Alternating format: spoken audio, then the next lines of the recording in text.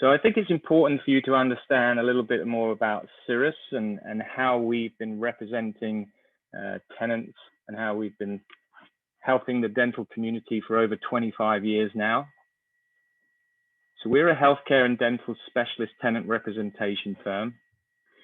We were founded in 1994 by dentists, for dentists, purely for the reason that landlords were taking advantage of the dental tenant and the healthcare tenant. As you know, it's an expensive business to enter into, and it can be an extremely profitable business when it comes to exiting. Now, since our inception, we have negotiated over 12,000 dental and medical office leases. The majority of our clients, I would say 75%, are dentists, but we do represent other medical professionals, veterinarians, rheumatologists, general practitioners. And what makes us unique is we do everything in-house. So we have an in-house legal team consisting of lawyers and real estate brokers, all with a background in healthcare. And annually, we represent over 500 doctors throughout North America. As you know, tonight's course is a continuing education CE accredited, and we do deliver over 100 of those annually. We lecture at most of the major dental conventions, the Greater New York, the Pacific Dental Convention, the Yankee Dental Convention, the California, and we really do work with doctors nationwide. Now, normally I would be seeing a lot of you face to face. Circumstances, as we know, beyond our control. Haven't been able to travel much. Actually, I think the Pacific Dental Conference was the last event that I was present at just before the lockdown in March. So I just wanted to give an update on the current market in Halifax, in Nova Scotia. We can certainly dig in deeper. There is a rental review that we will go into a little bit further, so I can certainly look at specifics, because it really does come down to whereabouts you are, what type of building you're in, whether you're in an office space, whether you're in a retail strip plaza. So the rental range can vary, but we're certainly seeing an increase in opportunities, and I'm sure a lot of you driving to work see a lot of for lease signs. So we will talk about that a bit further, but there is certainly opportunity in any downturn in any market. There is opportunity to be taken advantage of. So the purpose of today's webinar, we really want to dig into the importance of the office lease agreement. We're going to look at some of the key terms and conditions within the lease agreement. And we're also going to give some practical advice on how to negotiate the lease agreement. Now, I wanted to talk about the pros and cons of buying versus leasing. I know that there's a few of you owner occupied on this call tonight, and I do have a lot of clients that are interested in potentially buying a space. But I can also tell you that a number of these clients that I've probably spoken to years and years ago who were interested in buying still haven't either found the opportunity to buy something, or it doesn't always work out. And I just wanted to talk to you a little bit more about some of the pros and cons when it comes to buying versus leasing. Now, obviously, when it comes to buying, that does require a large upfront financial investment. And also, you become a landlord. So what does that mean? You are now responsible. You will have to facilitate, if there's any problems in the space, whether you have a property management company looking after, it will be your responsibility. If something goes wrong with the toilet, or if there's a leak, or if there's a problem, it will be your responsibility to facilitate having that fixed. So you have to take into consideration that becoming a landlord can become a full-time job. Now, obviously, you will have greater flexibility on how you use your space. If you want to make any changes, cosmetic, structurally, or any signage, then You don't have to get permission, so you do have a lot more freedom of control of the property. Now, when it comes to leasing, you don't have to fork out a large financial investment. It only requires a smaller upfront payment, which does give you greater working capital towards improvements, to upgrading equipment. If you wanted to build out another operatory, if the space allows you to, and there is flexibility to relocate or expand.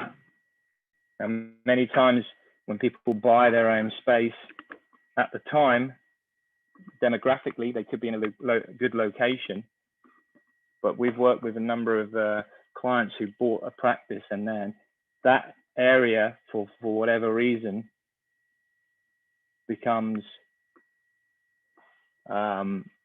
not so viable, and people are moving out of the location, and suddenly you are stuck if you own the building. Whereas if you do lease, you do have that flexibility to relocate or expand.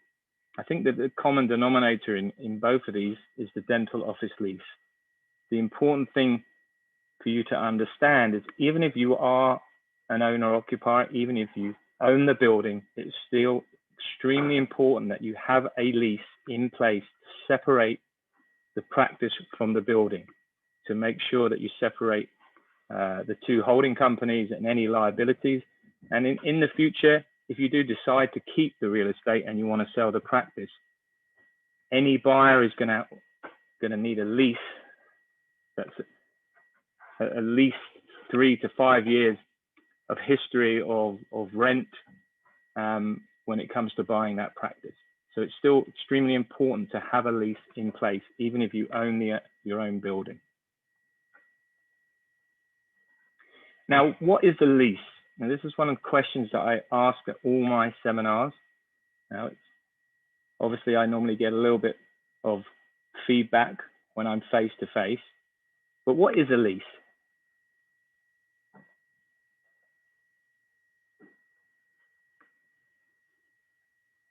A lease is a check, and it is probably one of the biggest checks you will write in your professional career. If we just take, for an example, an average square foot of 2,000 square foot, and let's say that you're paying $5,000 a month in rent, and we're just talking about the base rent here. We're not talking about any annual increases. We're not talking about any additional operating expenses, tax, maintenance, or insurance. We're just talking about the base rent. Now, the average dentist statistically stays at their space for 23 years. So if we take into account that you're paying $5,000 per month, that's $60,000 per annum. And if we work that out over 10 years, that's $600,000, 20 years, $1.2 million. So when you sign a lease, in theory, you are writing a check for $1.2 million. Now, what I want to get across tonight is the financials are clearly important, what you pay each month. But where doctors make mistakes is that there is another 30, 40 pages within the lease of at least 20 or so legal provisions that can have a huge detrimental effect on your practice if not structured, if not worded correctly.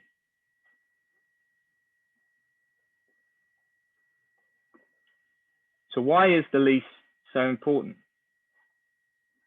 Now, your office location is the foundation of your practice.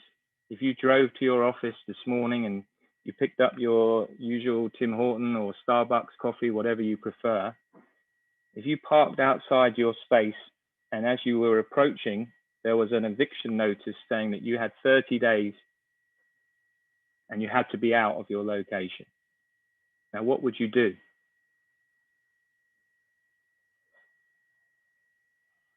You're not a lawyer, you're not an accountant, you don't have the luxury of just moving overnight.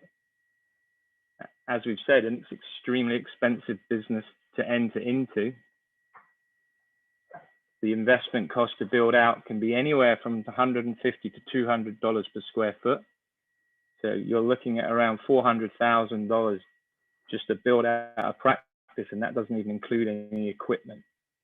So if you spent that amount of money, you need to make sure that you protect your asset. And how do you do that? By having long-term stability, making sure that there's no red flags in your lease that could enable the landlord to kick you out with 30 days notice or whatever notice is in the lease. And it's vital that we put a force field around the lease, around your practice. Now, I don't know if some of you have actually built out a practice or moved in the past. It's expensive and it's very time consuming to move. I'm not saying that it can't be done, and it can prove very worthy in a longer time. But speaking to some of the doctors that I've spoken to in the past, it's a very stressful experience moving, especially when it's not on your terms. And also the practice sale. The landlord can have absolute control of whether you are able to sell your practice or not. And we will touch on that a little bit further on as we go through the webinar. And also it gives you leverage. If you have a long-term, well-structured dental specific lease, you have leverage when it comes to renegotiating. It gives you plenty of leverage to negotiate and to have the right time, and you can control whether it's you wanting to move for expansion or whatever reason. You can control it rather than the landlord control and dictate your timeline. So what are the three key sellable components of your practice? Let's talk about that for a little bit. So equipment is certainly one when it comes to appraising a practice, they will take into consideration the value of the equipment. Goodwill, patience. I mean, what does this mean? You've been at your practice. You are at the community. Your patients like you. They like to come to see you.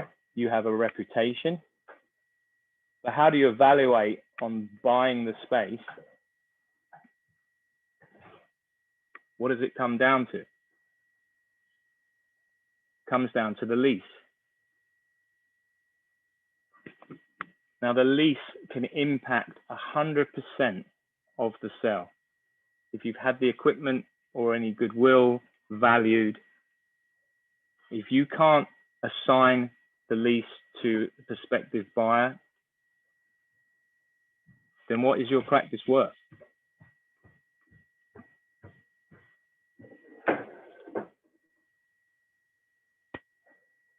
So we've talked about the lease in a little bit. So what should your office lease, what should it do for you? If you had a magic wand and you were able to put whatever you wanted into the lease, what should that look like?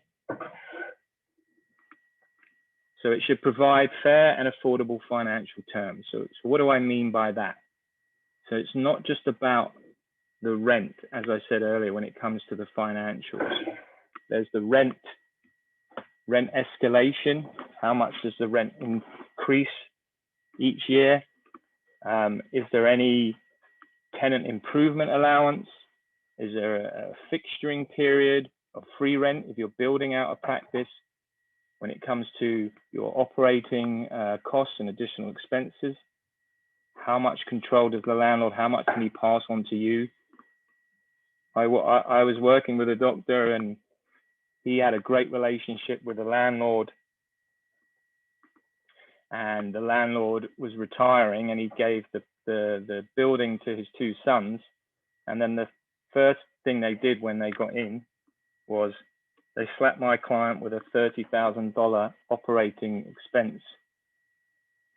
And there was nothing that my nothing that this doctor could do, because it was written that they hadn't been charging the correct operating expenses.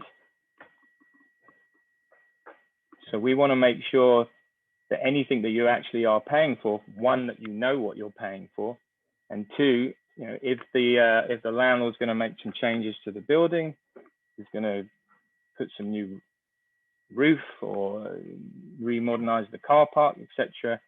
How does that look like from your situation? How much of those costs can be passed on to you, and when, so that you don't get slapped with a $30,000 bill. We also want the lease to provide long-term stability and security. So again, we touched on that a little bit earlier.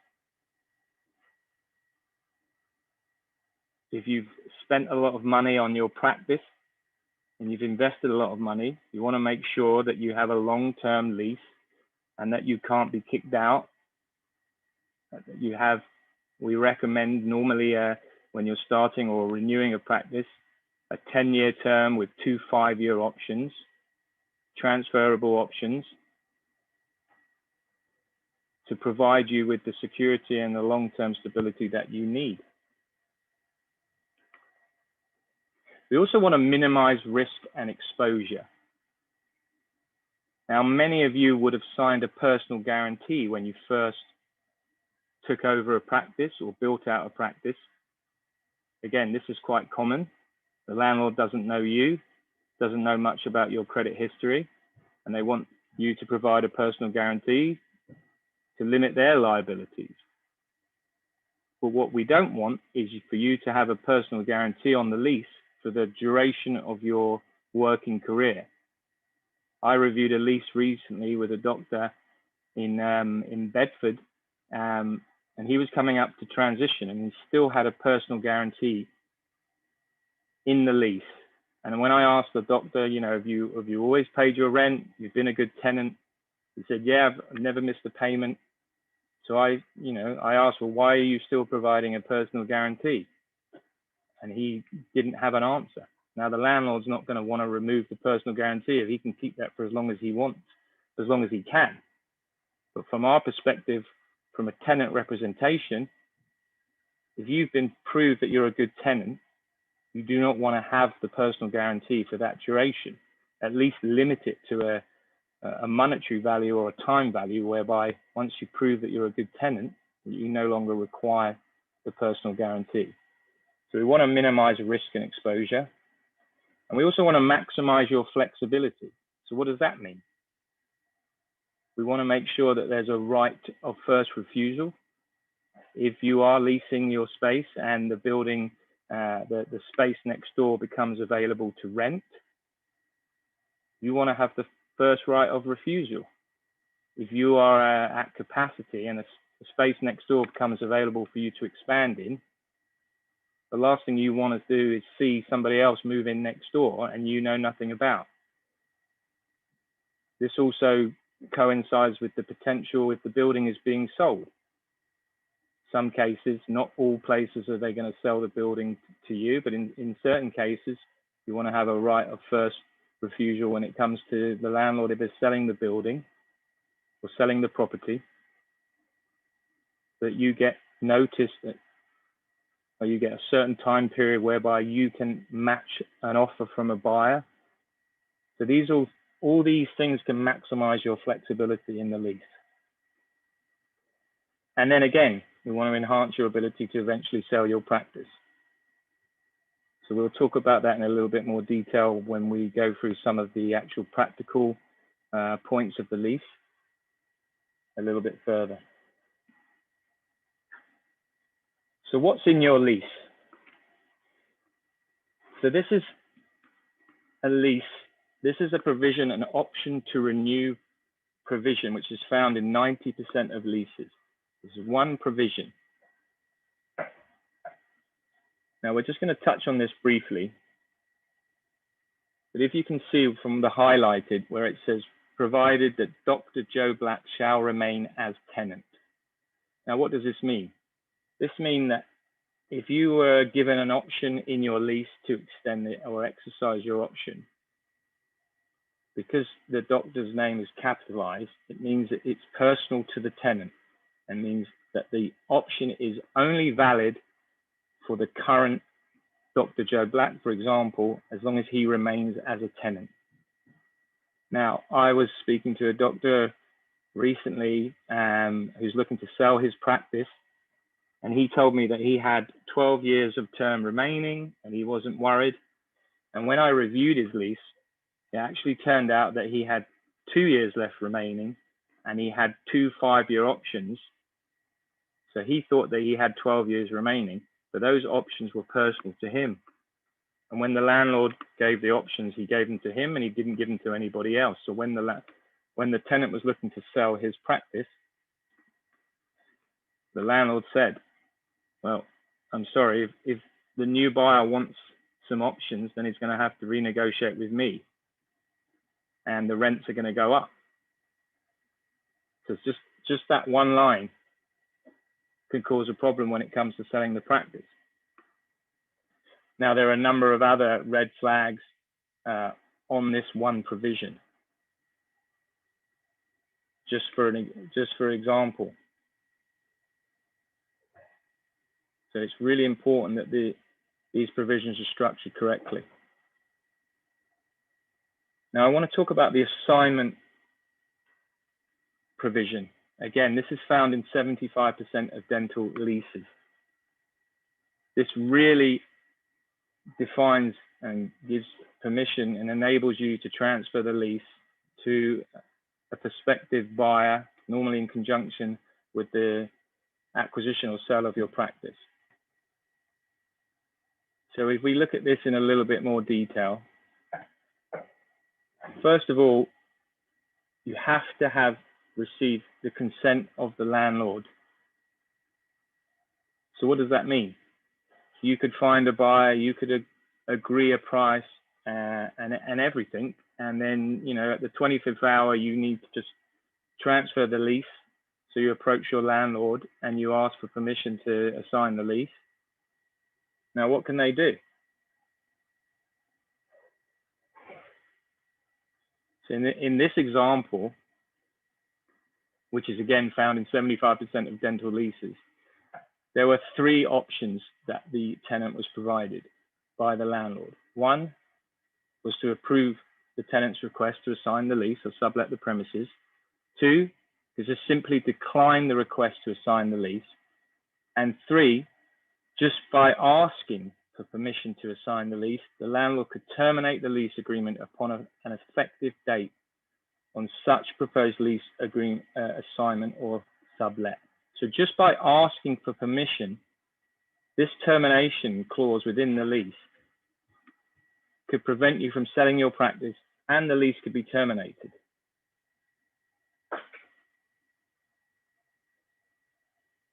Additionally, the landlord shall have the right to revise the minimum rent paid during the remainder of the term to the greater of the current market rent for the lease premises or 15% greater.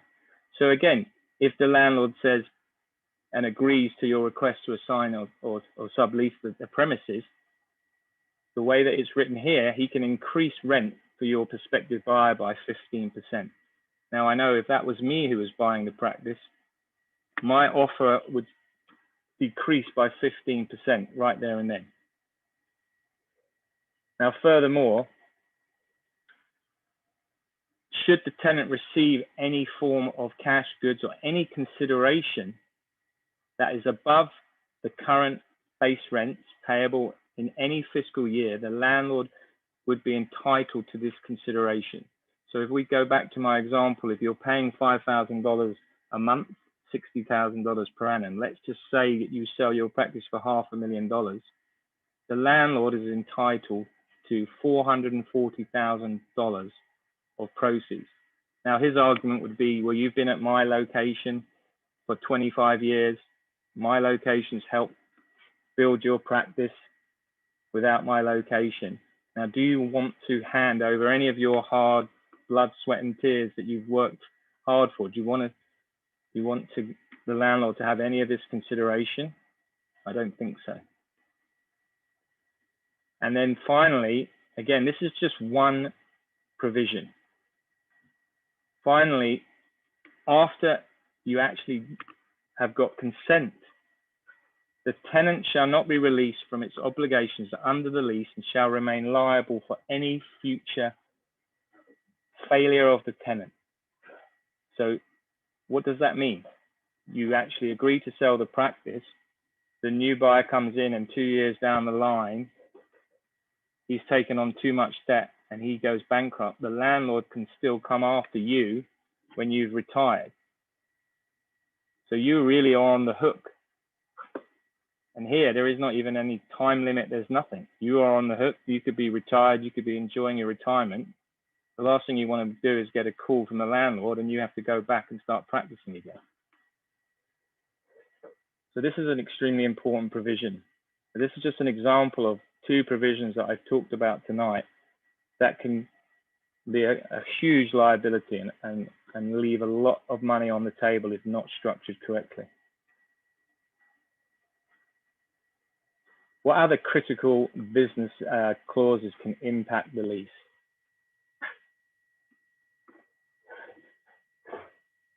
A demolition clause. If there is a demolition clause which gives the landlord a certain notice period to evict you from the space, what is that going to do to the value of your practice if you were given a 60 days notice of demolition? Relocation provision. If you have a relocation clause in your lease, again, it can vary in terms of time frame, but the landlord could relocate you to another space within the building, and that may not be at the exact same space and the exact same visibility that you're used to. And relocating a dental practice, as we talked about, that's not an easy thing. Death and disability provision. Now, this is one that Cirrus has really pride ourselves and made our name on over years, and we try to insert it into as many leases as possible. And God forbid something was to happen to you, whether you became incapacitated or just simply unable to practice wet finger dentistry, God forbid, worst case scenario, you passed away. This provision would allow your estate to terminate the lease agreement regardless of the number of years remaining on the term. We were working with a doctor who built out the sort of Taj Mahal of practices.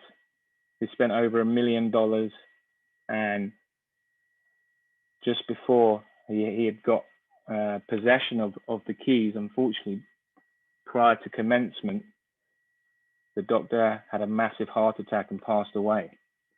Now, he had signed a lease, a 10-year lease, and the landlord was sympathetic and empathized with the family and gave 3 months free rent whilst they had to deal with the funeral arrangements.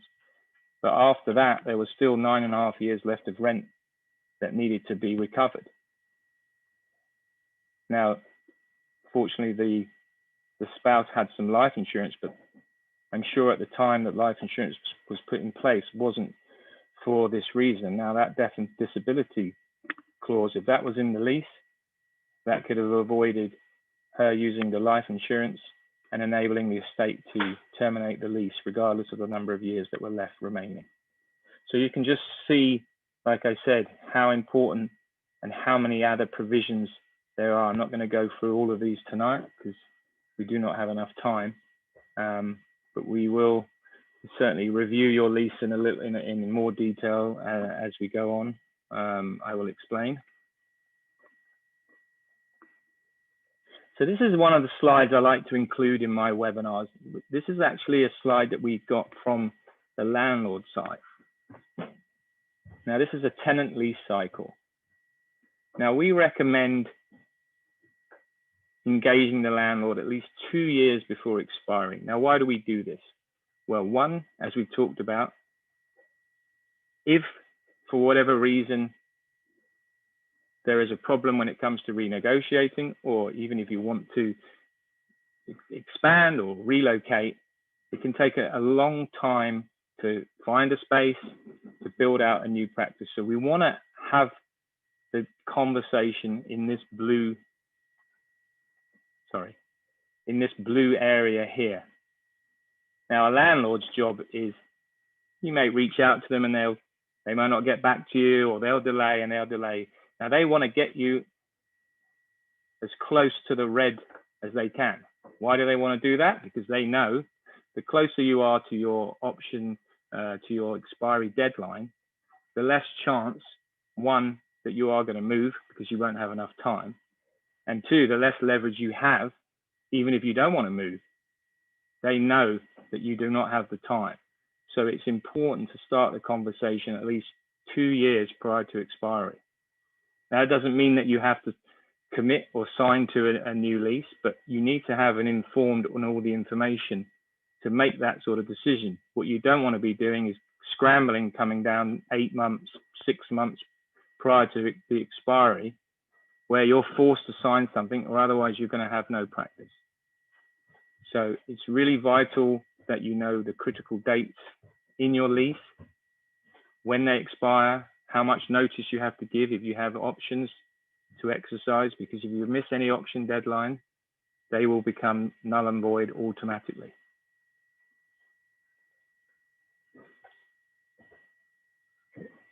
If there's anyone who has any questions as we go along, feel free to use the question and answers section. So where are we at now in this current climate, this current COVID climate? Now, majority of doctors that we speak to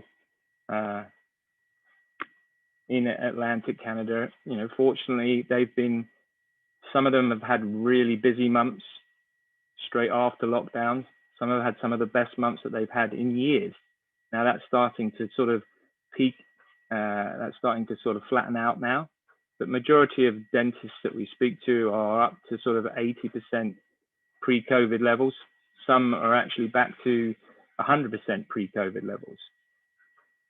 But there is an unprecedented opportunity at this stage to negotiate more favorable terms by offering long-term lease renewals. The dentist, the healthcare tenant, is becoming more of the anchor tenant now, as we see the retail sector is suffering. The healthcare tenant needs that space. They can't work from home. So you're starting to see more vacancies, and the landlord, majority of landlords who get a call from a healthcare practitioner who wants to commit to another 10-year long-term renewal is music to their ears. We also get the opportunity to reset financials. Look at some of the current market rates, look at the vacancy rates in the area, and reset financials. And landlords, if they're not willing to reduce the rent, then maybe they're willing to offer more incentives, some free rent or some tenant improvement allowance. They're offering more incentives to have a tenant commit for a longer time, because really that's what their rent roll, that's what it comes down to. New starts, it's an incredible time. Some of the lowest rates, some of the lowest banking rates that we've seen in our lifetime, and equipment, supply partners, Henry Schein, who we work with very closely. There's a fantastic opportunity to negotiate new starts if you're looking to expand or have a satellite office.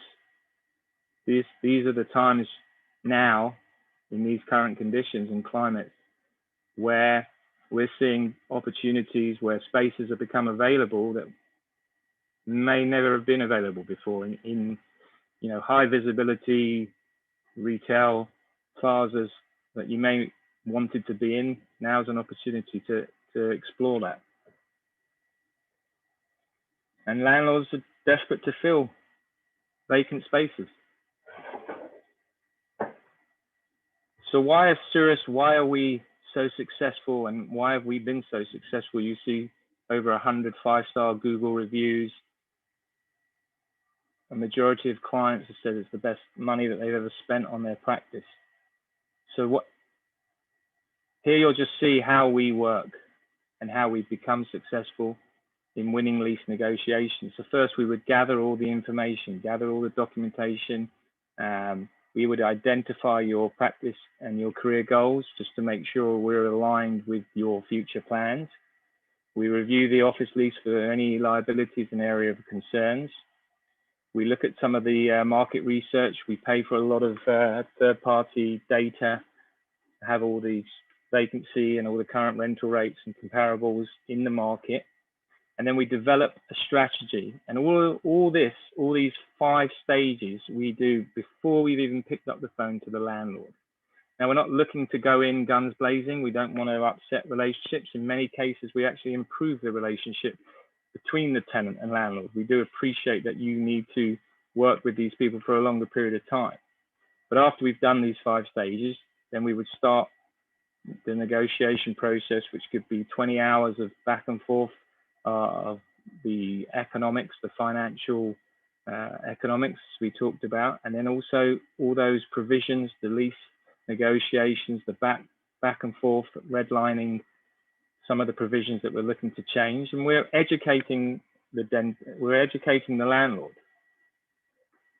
We're saying, look, we want to be here for a long time, but there's certain things in the lease that we need to have structured in our favor. It doesn't have any effect on the landlord. They shouldn't have the rights to the proceeds of sale. And then we're with you until you have a final executed lease that you're satisfied with. Now, we have a critical dates and risk analysis product, which is $1,500 value. Hereby, we would spend 3 to 4 hours analyzing your lease for any traps. We would look for any areas of concerns, any critical dates, any liabilities, and spend 3 to 4 hours analyzing this.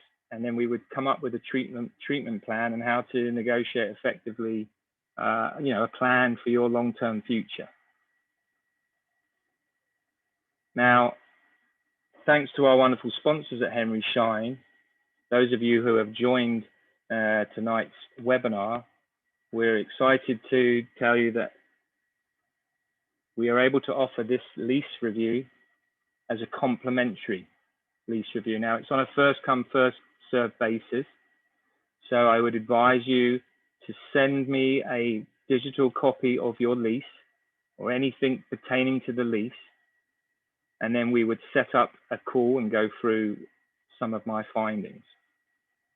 Again, this is normally a $1,500 product, and it's extremely beneficial. So I would strongly advise you, if your lease is coming up for expiry in the next 2 years, or even if it's coming up after that, this is a really valuable and comprehensive lease review, which I'm offering as part of Henry Schein's for sponsoring tonight's webinar. So please send me a copy of your lease, send it to info@cirrusconsultinggroup.com. That is actually my direct number. So if you do have any additional questions, then I can talk more about your specific space. I just wanted to leave a little bit more time for some questions now, because I know we're coming towards the end. Thank you very much, John. Thank you, Lee. This is your moderator speaking. Thank you very much. We'll pull up a poll for some additional questions, as well as the ability to help share a little bit more about in terms of your current situation, in terms of requesting either a updated rental rate analysis. I know many of you throughout, let it be Moncton, let it be through a number of components of Nova Scotia, looking through a number of the practice information for those attending here, plus those in Newfoundland. We're happy to get a updated comparables for rental rates for your specific markets. A couple other core components, again, for those of you who own your own location. There's 4 main reasons as to why it's very important now to have a lease in place. Obviously, there's a taxation component as it pertains to making sure that you're paying fair and equitable market rents. If you're perceived to be inflating one rental rate, right, to make one of your corporations more profitable than the other, that is definitely a major red flag from a CRA perspective. In addition to that, Very important that from a liability perspective, there's a clear delineation between your building and your practice, as well as, again, for those looking to maximize the value of the building in the potential sale is all based on how the lease is particularly structured and how you plan to transfer that lease.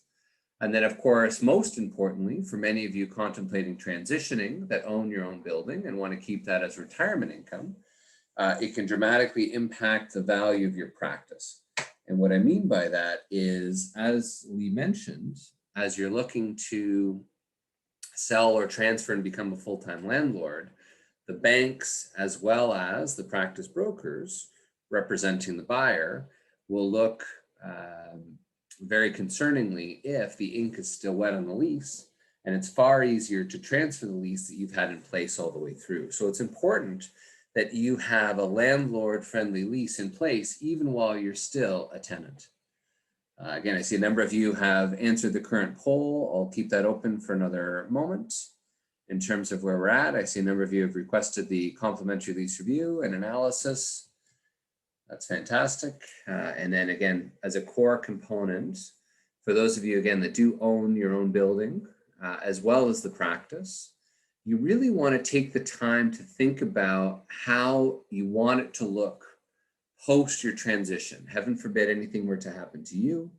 Very important that you structure the lease accordingly so that if yourself or your estate needed to be the full-time landlord and to sell your practice quickly, or is your estate in order, is your wills and estate in order, and is there a lease in place that your spouse or your executor can transfer the lease to in a smooth and effective process. So again, I'll keep the polls open for another moment. The Q&A, as well as the chat section is there if there's any additional questions. I know there's a few questions, particularly to that effect as to why a lease is needed if you own your own building.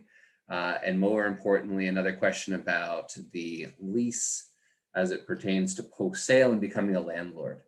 So a good way of answering that is to say, think about you again as a full-time landlord. And if the doctor you sell to ends up wanting to relocate a few years later and sell the practice or transfer the lease to someone else, are you going to be okay with that? What of the trade fixtures and the equipment that you've built out do you want the new tenant to be able to walk away with and move with them to a new location? If they wanted to dramatically renovate or change the paint scheme of your building after you've sold your practice, would you be okay with that?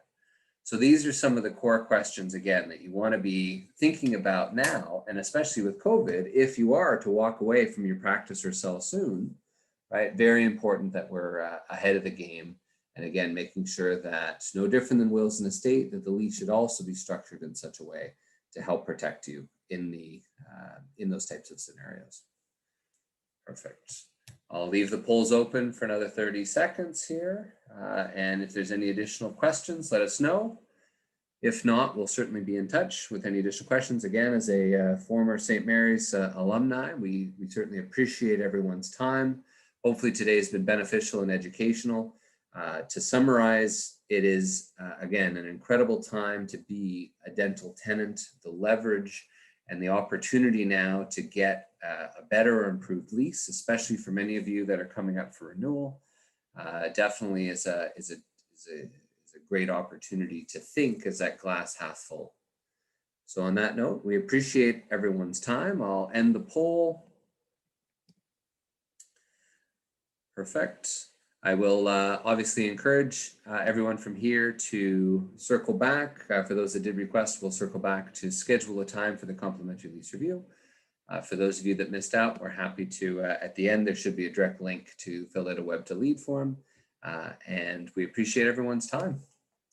Thank you much. Thank you very much, everybody. Have a fantastic evening.